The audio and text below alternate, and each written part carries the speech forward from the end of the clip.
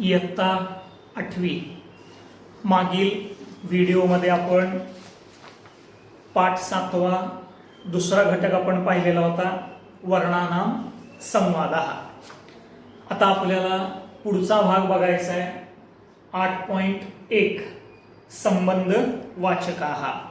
आता हे जे 8.1 ते 8.7 हे जे 7 घटक आहेत हे अत्यंत महत्त्वाचे आहेत, कारण जो काही तुमचा व्याकरणाचा सगळा पाया आहे हा सगळा व्याकरणाचा पाया या 8.1 ते 8.7 या घटकामध्ये असणार आहे. त्यामुळे 9वी आणि 10वीला आपल्याला संस्कृतमध्ये जी काही वाक्यरचना करायची, या वाक्यरचनेच्या दृष्टीनं हा 8वा घटक सगळाच पूर्ण 8.1 ते 8.7 पर्यंतचा हे घटक अत्यंत चांगले असणं, ते समजून घेणं फार महत्वाचं आहे. म्हणून या 8व्या घटकाच्या सगळ्याच भागाकडं चांगलं बारकाईनं लक्ष द्या, त्याचा व्यवस्थित अभ्यास करा. कारण या 8व्या घटकाच्या माध्यमातून आपण हे जरी संबंधवाचक असं इथं असलं तरी या संबंधवाचकाच्या माध्यमातून आपण षष्ठी विभक्ती जी आहे त्या षष्ठी विभक्तीचा भाग आपल्याला अभ्यासायचा आहे. म्हणजे षष्ठी विभक्तीचा वापर वाक्यामध्ये कसा करायचा या दृष्टीनं हा घटक आपल्याला पाहायचा आहे. आपण 5वी पासून तुम्हाला प्रत्यय झालेले, प्रत्येक विभक्तीला प्रत्यय असतात. उदाहरणार्थ प्रथमा विभक्तीला प्रत्यय नाही, द्वितीय विभक्तीला स ला ते, स ला ना ते वगैरे असतात, ने शी वगैरे तृतीयाला असतं, स ला ते, स ला ना ते पुन्हा चतुर्थी, ऊन हून पेक्षा वगैरे असे पंचमीला असतात, चाची चे वगैरे, त ई आ षष्ठी सप्तमी असा घटक तुम्ही सगळा मराठीमध्ये अभ्यासलेला आहे. तोच भाग या माध्यमातून आपल्याला संस्कृतमध्ये आता पाहायचा आहे. आता षष्ठी विभक्ती आहे, षष्ठी विभक्ती नेहमी संबंधवाचक असते, कारण ती कोणाचा ना कोणाचा तरी संबंध दर्शवत असते.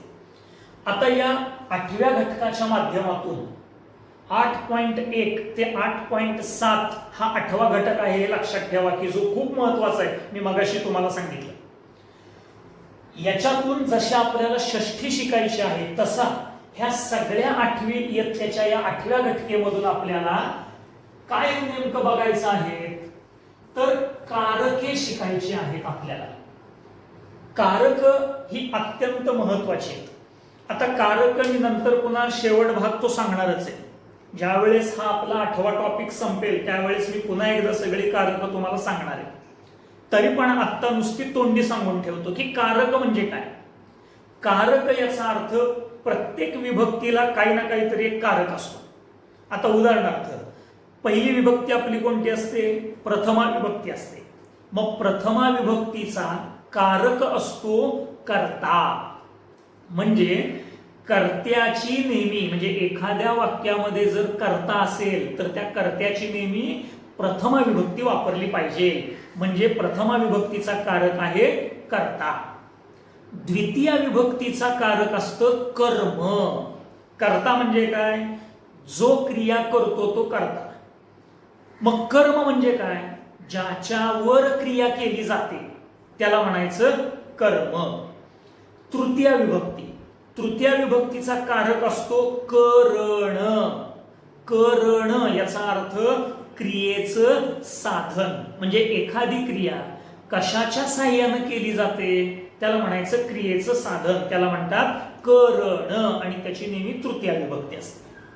चतुर्थी विभक्ती, चतुर्थी विभक्तीचा कारक आहे त्याला म्हणायचं संप्रदान. म्हणजे जिथं दान करायचं, कायमचं देऊन टाकायचं, तिथं नेहमी चतुर्थी विभक्ती.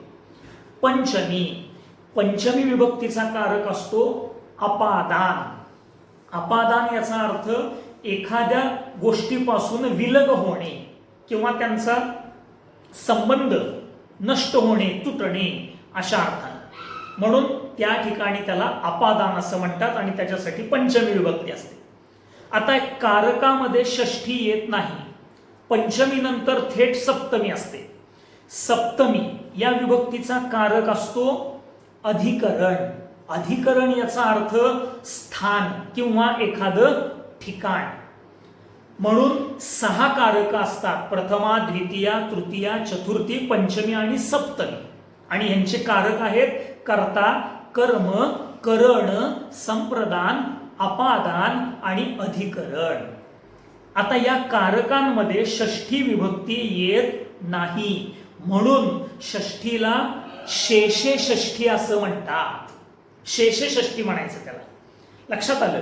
आता आपल्याला यातनं कारक शिकतोय, पण षष्ठी विभक्ती ही कारकामध्ये येत नाही, म्हणून तिला आपण शेषे षष्ठी असं म्हणतो. षष्ठी विभक्ती नेहमी संबंध वाचक असते. हा भाग आपल्याला आता याच्यामधून पाहायचा आहे. आता आपलं पुस्तक, लेखन साहित्य सगळं आपलं बरोबर ठेवा. जो भाग लिहून घ्यायचा आहे तो आपल्या वहीमध्ये सगळ्यांनी लिहून ठेवायचा आहे. आपल्या पुस्तकातला 8वा घटक उघडा आता. 8.1 पान नंबर 22 द्विविंशती असं आपण म्हणतो त्याला संस्कृतमध्ये. तो पाठ उघडा आता. आता त्याच्यातला 8.1.1 या घटकाकडे तुम्ही लक्ष द्या. प्रत्येकाने आपलं पुस्तक उघडलेलं असेल हा व्हिडिओ बघताना. आपल्या पुस्तकामध्ये पण बघा. त्यातला आता पहिला घटक आपण बघणार आहोत 8.1.1. काय केलेलं इथं? 2 चौकटी दिलेल्या आहेत. एका बाजूला दशरथः, रावणः, धृतराष्ट्रः, रामः, भीमः. दुसऱ्या चौकटीमध्ये दिलेलं आहे रामः, मेघनादः, दुर्योधनः, लवः आणि घटोत्कचः. आणि इथं आपल्याला दिलेलं आहे पिता आणि पुत्रः. म्हणजे इकडची जो डावा घटक आहे, डावी बाजूची जी चौकट आहे दशरथची, ते सगळे काय आहेत? ते पिता आहेत. आणि उजव्या बाजूची जी चौकट काय आहेत? त्यांचीच मुलांची नावं इकडं आपल्याला दिलेली आहेत. आता संबंध वाचक म्हणजे कसं असतं ते आता आपण बघूया. आता याच्यामध्ये षष्ठीचा वापर कसा करायचा हे महत्वाचं आहे. इथं कोण कोणाचा मुलगा आहे हे महत्वाचं नाही आपल्याला. त्या षष्ठी विभक्तीचा, संबंध वाचकाचा वापर कसा करायचा वाक्यरचनेमध्ये हे महत्वाचं आहे. कोण कुणाचा मुलगा आहे ह्याला आपल्याला इथं काही महत्वाचं नाही. आता कशा पद्धतीने बघा. दशरथः, दशरथस्य कशी रचना केली कळलं का? बघा. दशरथः, दशरथस्य. मग इथं वाक्य कसं करायचं? दशरथस्य पुत्रः रामः. मी वाक्य कसं केलं कळलं का? बघा आता. दशरथस्य पुत्रः रामः. दुसरं बघा. रावणः, रावणस्य. रावणः, रावणस्य. रावणस्य पुत्रः मेघनादः. म्हणजे रावणाचा मुलगा मेघनाद. रावणः, रावणस्य ही षष्ठी विभक्ती आहे आणि हे करता आलं पाहिजे. तिसरं उदाहरण बघा. धृतराष्ट्रः. आता त्याची षष्ठी करायची. धृतराष्ट्रस्य. धृतराष्ट्रस्य पुत्रः दुर्योधनः. रामः, रामस्य. रामस्य पुत्रः लवः. भीमः, भीमस्य पुत्रः घटोत्कचः. म्हणजे षष्ठी विभक्तीचा वापर करत असताना मी कसं केलं तर कळलं का? बघा. दशरथः, दशरथस्य. रावणः, रावणस्य. धृतराष्ट्रः, धृतराष्ट्रस्य. रामः, रामस्य.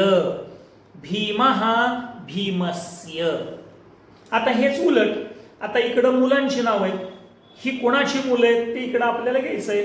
मग आता काय करायचं? रामः, रामस्य. रामस्य पिता दशरथः. पहिलं वाक्य काय होतं?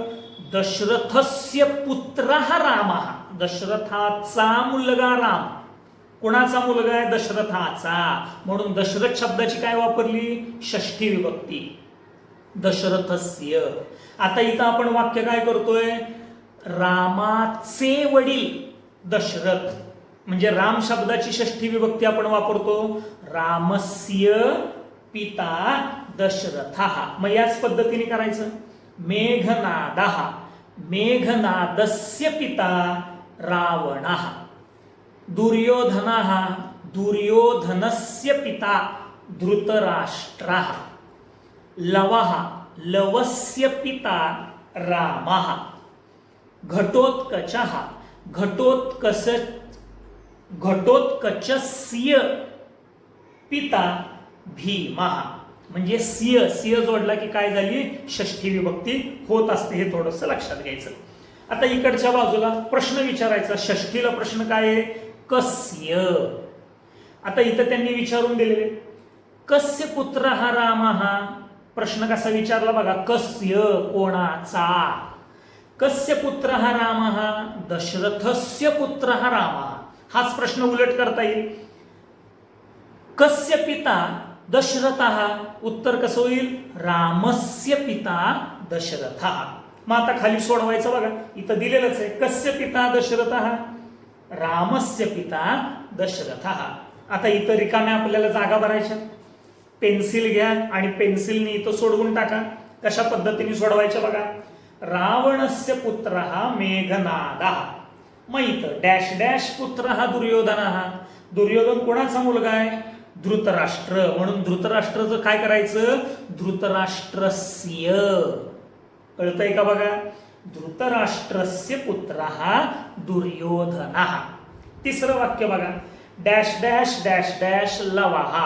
म्हणजे रामाचा मुलगा लव आहे असं वाक्य करायचंय. म्हणून रामस्य पुत्रः लवः. कसं वाक्य केलं, कळलं का बघा. पुढं बघा, भीमस्य डॅश डॅश डॅश डॅश, भीमस्य पुत्रः घटोत्कचः. या पद्धतीने सोडवायचं. पाचवं वाक्य बघा, मेघनादस्य पिता रावणः. मग तसंच दुर्योधनस्य पिता धृतराष्ट्रः. कसं केलं वाक्य, कळलं का बघा. डॅश डॅश पिता रामः म्हणजे काय, लवस्य पिता रामः म्हणजे लवाचा वडील म्हणजे त्याचे पिता राम आहेत. आता इथे आठवण, डॅश डॅश पिता डॅश डॅश. मग तुम्ही कुठलंही लिहू शकता. घटोत्कचस्य पिता भीमः. म्हणजे अशा पद्धतीनं असं हे सोडवायचंय. आता 8.1.1 जसं बघितलं तसंच पुढचं बघूयात. आता 8.1.2. आता 8.1.1 जो आता आपण पाहिला तो पुल्लिंगी होता. आता आपल्याला हा 8.1.2 जो आहे तो काय आहे, आता नपुसकलिंगी बघायचंय की नपुसकलिंगी रचना कशी करायची. आता पुन्हा बघा, तसेच आत्तासारखाच तक्ता दिलाय. रामायणम, रामायणाचा कवी वाल्मिकी आहे असं आपल्याला वाक्य करायचंय. मग रामायणाचा कवी, मग रामायण शब्दाची विभक्ती काय करायची, षष्ठी विभक्ती. म्हणून काय झालं, रामायणस्य कविः वाल्मिकीः. महाभारतम त्याचं होणार महाभारतस्य. महाभारतस्य कविः व्यासः. रघुवंशम रघुवंशस्य, रघुवंशस्य कविः कालिदासः.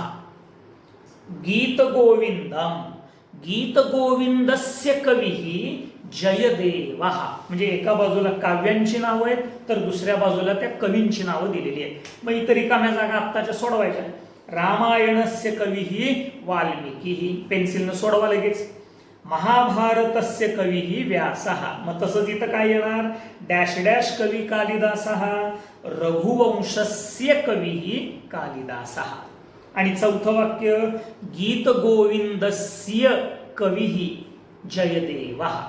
म्हणजे कसं सोडवलं, कळलं का बघा. आता पुढचं बघा 8.1.3. आता याच्यातून स्त्रीलिंग बघायचंय. आता स्त्रीलिंग थोडंसं वेगळं असतं हे लक्षात ठेवा.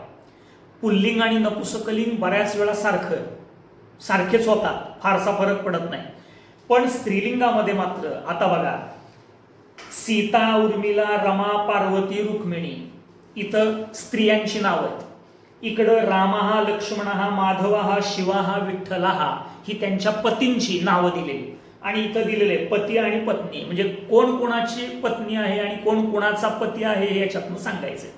आता पहिलं वाक्य बघा, सीता पती राम, म्हणजे वाक्य काय करायचंय, सीतेचा पती राम आहे. मग आता इथं स्त्रीलिंगामध्ये लक्षात ठेवा, सीता त्याच होतं सीतायाः, सीतायाः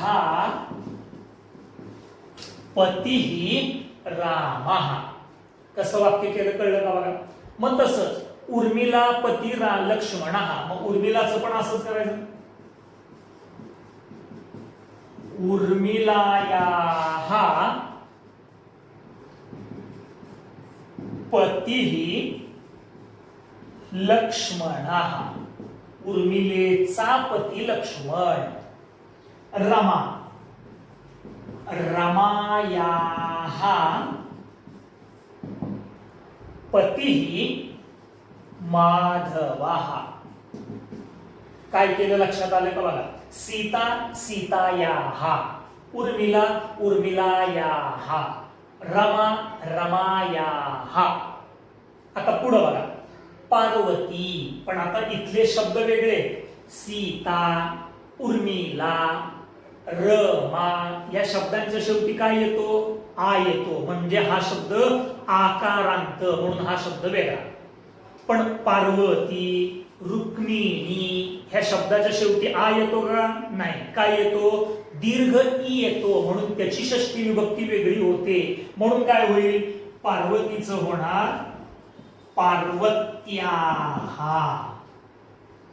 इथल्यासारखं होणार नाही, कारण हे आकारांत शब्द आहेत, तर हा ईकारांत शब्द आहे. मग हा ईकारांत शब्द वेगळा चालतो, म्हणून पार्वतीचं पार्वत्याः, जननीचं जनन्याः, कुपीचं कुप्याः, नगरीचं नगर्याः. लक्षात आलं. लक्ष्मी लक्ष्म्याः. असे बदल शब्दानुसार करायचे असतात, ते कळलं पाहिजे. मग इथं पार्वत्याः पतिः शिवः. त्यानंतर पुढे आता रुक्मिणी पतिः विठ्ठलः. मग रुक्मिणी सुद्धा असा शब्द चालणार, म्हणून इथं काय होणार, रुक्मिण्याः पतिः विठ्ठलः. म्हणजे कशी वाक्य रचना केली आता हे कळते का बघा. स्त्रीलिंगामध्ये काही शब्द आकारांत असतात, तर काही शब्द दीर्घ ईकारांत असतात. मग ते शब्द त्या त्या शब्दांप्रमाणे चालवावे लागतात आणि तशीच त्याची षष्ठी विभक्ती वापरायला लागते. आता हेच उलट करायचं. आता काय करायचं आपल्याला, इथं पुस्तकामध्ये काय दिलंय, रामाची पत्नी सीता. मग कुणाची पत्नी, रामाची, म्हणून राम शब्दाची षष्ठी विभक्ती वापरायची. मग काय होणार, रामस्य पत्नी सीता. आता इथं सीतायाः सीतस्य असं नसतं करायचं, हे समजून घ्या. सीतायाः पतिः रामः, तेच वाक्य उलट काय झालं, रामस्य पत्नी सीता. लक्षात आलं, सीतेचा. आता इथं काय करतोय, रामाची पत्नी सीता, म्हणून राम शब्दाची षष्ठी वापरतो, रामस्य पत्नी सीता. मग तसं लिहितो म्हणा, लक्ष्मणस्य पत्नी उर्मिला, माधवस्य पत्नी रमा, शिवस्य पत्नी पार्वती, विठ्ठलस्य पत्नी रुक्मिणी. मग आता हे रिकाम्या जागा कशा सोडवायच्या लक्षात आले का बघा. आता इथं प्रश्न कसा विचारला बघा, कस्य पत्नी सीता, रामस्य पत्नी सीता. पण इथं प्रश्न बघा, कस्याः, म्हणजे पुल्लिंगामध्ये प्रश्न विचारायचा असतो तर कस्याने विचारावा लागतो. याच्यामध्ये पुल्लिंग आणि नपुंसकलिंग, तर स्त्रीलिंगामध्ये प्रश्न विचारावा लागतो कस्याः. कस्याः पतिः रामः, उत्तर येणार सीतायाः पतिः रामः. आता याच्यातनं हा भाग लक्षात येतो का बघा. म्हणजे पुल्लिंगामध्ये, स्त्रीलिंगामध्ये आणि नपुंसकलिंगामध्ये कसा भाग सांगायचा हे कळतंय का बघा. आपल्या पुस्तकातला 8.1.1, 2 आणि 3 हे तीनही घटक पुस्तकामध्ये बघा आणि ते आपल्या वहीमध्ये सोडवून पूर्ण करा. बाकीचा भाग आपण पुढच्या व्हिडिओच्या माध्यमातून बघूयात.